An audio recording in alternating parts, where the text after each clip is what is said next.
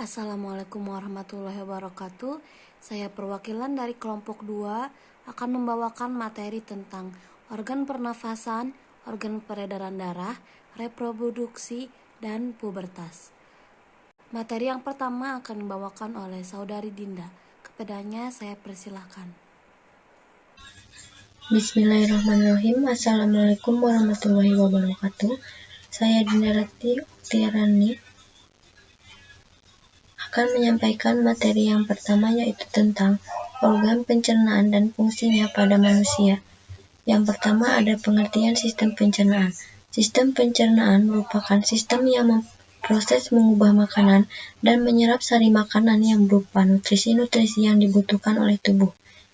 Sistem pencernaan akan memecah molekul makanan yang kompleks menjadi molekul yang sederhana dengan bantuan enzim sehingga mudah dicerna oleh tubuh. Kemudian yang B, organ-organ yang terdapat pada sistem pencernaan. Menurut Nur Sabila tahun 2013 mengemukakan bahwa ada 8 organ-organ pencernaan yang terdapat pada manusia, yaitu sebagai berikut. Yang pertama yaitu ada mulut. Mulut merupakan makanan yang masuk ke dalam tubuh pertama kali melewati rongga mulut, karena proses pencernaan makanan secara mekanik dan kimiawi sudah dimulai pada bagian ini. Kemudian yang kedua ada kerongkongan. Kerongkongan ini merupakan organ yang berperan sebagai tempat jalannya makanan menuju lambung. Panjangnya lambung kerongkongan ini sekitar 25 cm dan berbentuk tabung dengan berdiameter 2 cm. Kemudian yang ketiga ada lambung. Lambung merupakan makanan dari kerongkongan terdorong ke dalam lambung. Lambung ini berukuran sekepal tangan dan terletak di dalam rongga perut sebelah kiri, di bawah rongga badan. Kemudian ada hati. Hati merupakan alat yang besar terletak di bawah sekat rongga badan dan mengisi sebagian besar bagian atas rongga perut sebelah kanan. Kemudian ada kelenjar pankreas. Kelenjar pankreas ini berada dalam lipatan duodenum berbentuk huruf U yang rebah. Kemudian yang keenam ada usus halus. Usus halus ini memiliki panjang kira-kira 6-8 meter. Kemudian yang ketujuh ada usus besar. Usus besar merupakan pada umumnya yang terdiri atas usus menaik, usus melintang, usus menurun dan berakhir pada rektum, yaitu bagian otot yang mengeluarkan kotoran melalui anus. Kemudian yang terakhir, yang ke-8 ada anus. Anus merupakan feses yang terkumpul dalam rektum dikeluarkan melalui saluran pengeluaran. Proses pengeluaran feses lewat anus ini disebut proses difikasi.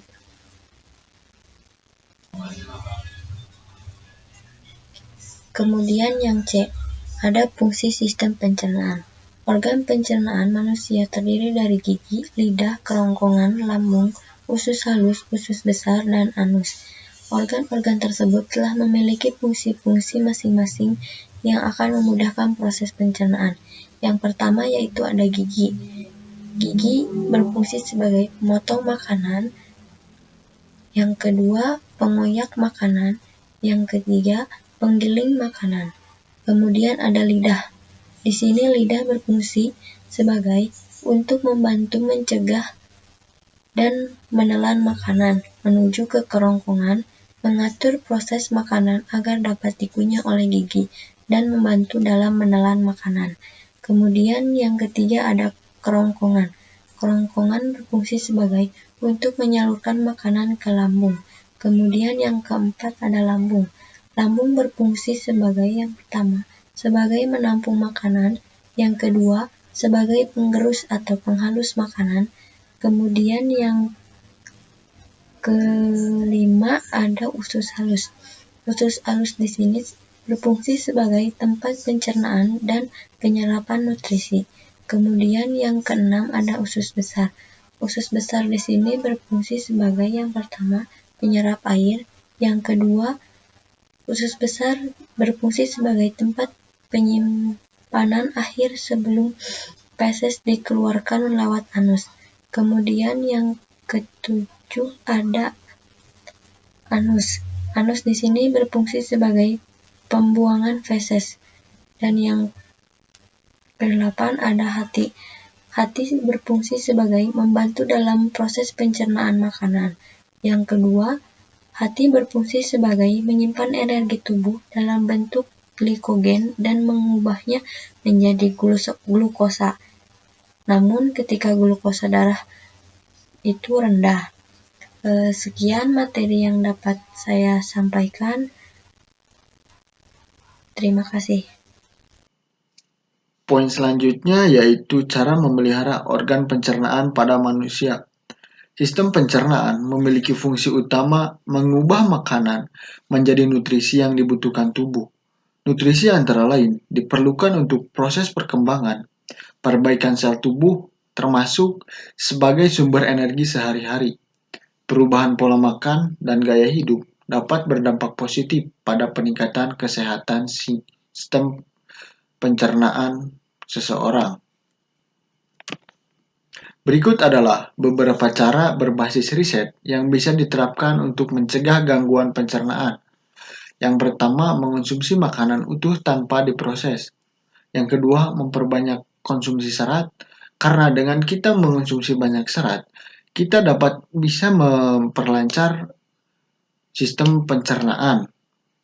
Selanjutnya, mengonsumsi lemak sehat.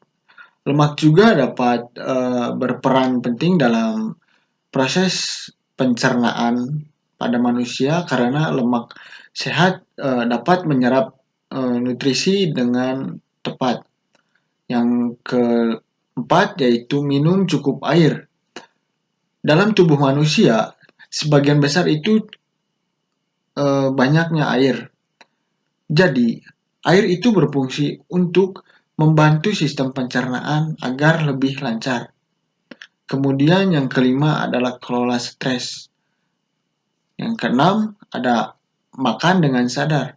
Nah, makan dengan sadar di sini yaitu kita makan dengan tidak terburu-buru atau tergesa-gesa karena bisa menyebabkan kembung dan begah dan merusak sistem pencernaan pada tubuh. Yang selanjutnya yaitu mengunyah makanan. Nah, dengan cara mengunyah makanan, kita akan tubuh akan lebih mudah mencerna makanan karena dengan kita mengunyah terlebih dahulu, makanan akan dipotong menjadi potongan-potongan kecil sehingga mudah dicerna. Selanjutnya yaitu berolahraga. Berolahraga juga penting karena berolahraga dapat membantu menjaga sistem pencernaan pada manusia dan memperlancar kerja sistem pencernaan. Dan yang terakhir yaitu meninggalkan kebiasaan buruk. Kebiasaan buruk di sini yaitu contohnya seperti merokok, mengonsumsi alkohol, dan lainnya. Selanjutnya di sini saya akan memaparkan materi mengenai organ peredaran darah dan fungsinya serta cara memelihara organ peredaran darah manusia. Yang pertama itu pengertian.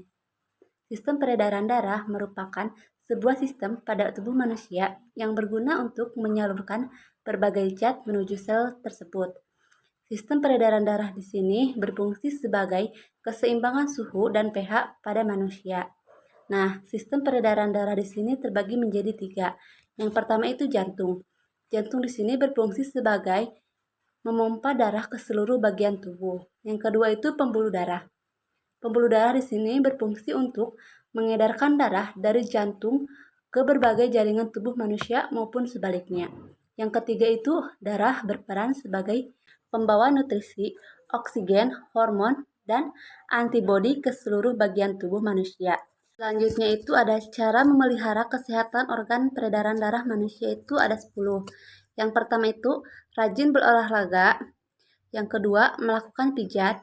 Yang ketiga, minum air putih. Yang keempat, minum teh hijau. Yang kelima, menggosok tubuh setiap hari.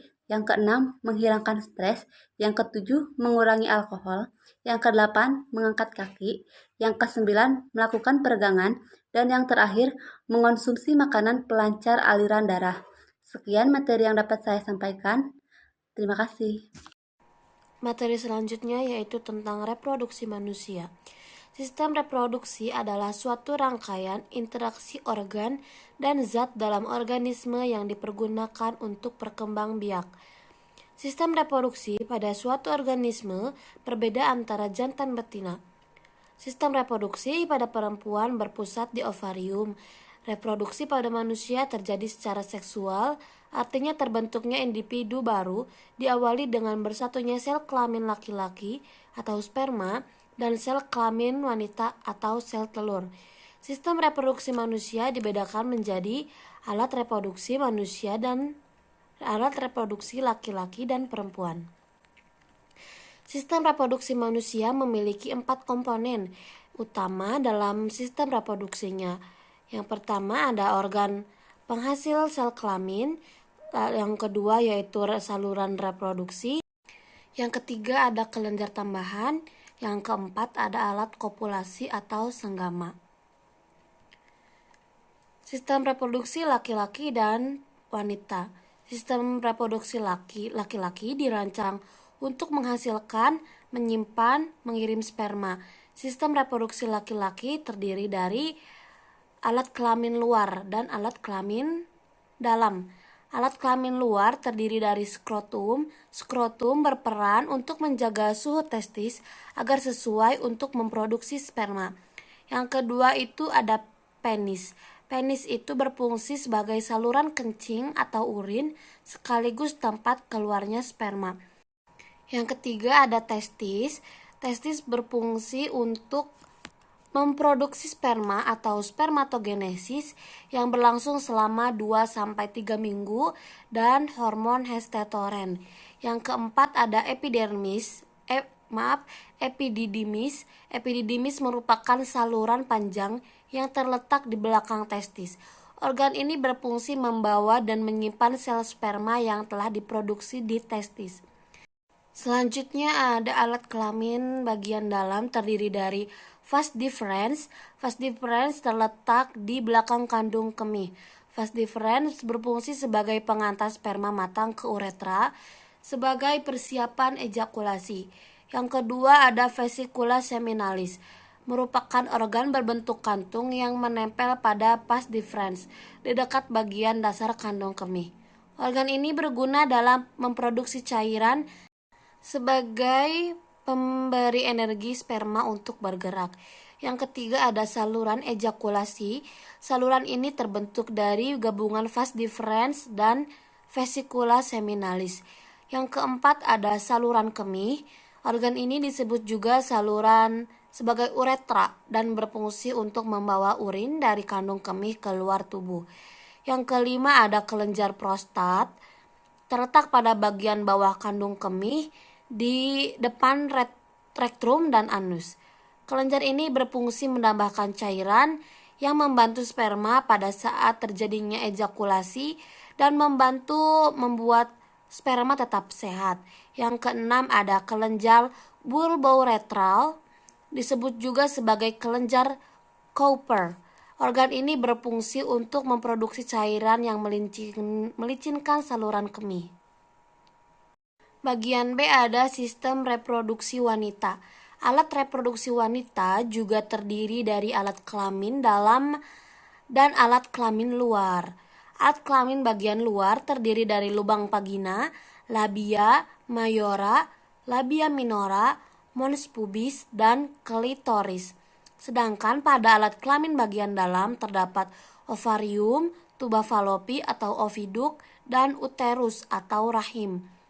Alat reproduksi wanita akan matang dan berfungsi secara normal biasanya pada saat wanita tersebut masuk akil balik, yaitu pada umur sekitar 8 hingga 12 tahun. Apabila wanita mengalami haid untuk pertama kalinya, maka tubuhnya sudah mengalami proses produksi sel telur yang dapat dibuahi oleh sel sperma. Pembuahan itu bisa menyebabkan terjadinya kehamilan. Dilanjut untuk materi bagian E, yaitu ciri-ciri pubertas pada laki-laki dan perempuan dengan kesehatan reproduksi. Pubertas adalah masa ketika seorang anak mengalami perubahan fisik, psikis, dan pematangan seksual. Masa pubertas diawali pada usia 8 sampai 10 tahun dan berakhir di usia kurang lebih 15 sampai 16 tahun. Wanita pubertas ditandai dengan menstruasi pertama, sedangkan pada laki-laki ditandai dengan mimpi basah. Nah, masa pubertas ini ditandai dengan satu adalah perubahan hormon, yang kedua adalah perubahan seksual. Nah, perubahan hormon ini yaitu kita hormon dulu seperti apa? Hormon adalah zat kimiawi yang dihasilkan tubuh secara alami. Hormon yang dipengaruhi oleh hipofisis atau pusat dari seluruh sistem kelenjar penghasil hormon tubuh menjadi penyebab pubertas. Nah, pubertas terjadi karena tubuh mulai memproduksi hormon-hormon seks sehingga alat reproduksi telah berfungsi dan tubuh mengalami perubahan. Nah, hormon seks yang mempengaruhi perempuan adalah estrogen dan progesteron yang diproduksi di indung telur. Pada laki-laki diproduksi oleh testis yang dinamakan testosteron. Nah, perubahan seksual dalam hal ini perubahan fisik yang terjadi pada masa pubertas bertanggung jawab atas munculnya dorongan seks. Sebelum perubahan itu terjadi dalam tubuh anak laki-laki dan perempuan diproduksi hormon yang mempengaruhi segala hal termasuk pertumbuhan dan perkembangan seksual. Nah, pada anak perempuan ini pubertas dialami pada rentang usia 7 sampai 13 tahun. Dan tanda-tandanya adalah yang pertama, badan akan tumbuh menjadi tinggi. Kedua, bentuk tubuh akan berubah atau lekuk tubuh yang menjadi ciri khas wanita akan terbentuk. Yang ketiga adalah payudara membesar. Yang keempat, tumbuhnya rambut kemaluan dan rambut ketiak. Yang kelima adalah muka rawan berjerawat menstruasi. Terakhir adalah menstruasi. Nah, untuk laki-laki sendiri, yaitu anak laki-laki mengalami pubertas lebih lambat, yaitu pada usia 10 sampai 14 tahun. Ciri-cirinya adalah 1. Mimpi basah. Yang kedua, perubahan suara berat dan dalam. Yang ketiga, tumbuh rambut di badan. Yang keempat, bertambahnya ukuran testis dan penis. Yang kelima, jakun mulai tumbuh. Yang keenam, tumbuh otot-otot tubuh. Nah, itulah ciri-ciri pubertas antara laki-laki dan perempuan. Terima kasih. Itulah materi-materi yang telah disampaikan. Kesimpulannya adalah salah satu ciri makhluk hidup adalah memerlukan makanan. Makanan yang telah dimakan akan diuraikan dalam sistem pencernaan sebagai sumber energi, komponen penyusun sel dan jaringan, serta nutrisi dibutuhkan oleh tubuh. Organ pencernaan dan alat reproduksi merupakan suatu sistem yang penting dimiliki oleh manusia. Dengan organ dan reproduksi yang sehat, makhluk hidup khususnya manusia dapat berkembang biak dengan baik dan dari bentuk fisik, kejiwaan, dan psikologi. Maka itu manusia harus senantiasa membiasakan hidup sehat agar sistem yang ada pada dalam tubuh dapat berfungsi secara optimal. Terima kasih. Mohon maaf apabila ada kesalahan. Wabillahi taufiq wal hidayah. Wassalamualaikum warahmatullahi wabarakatuh.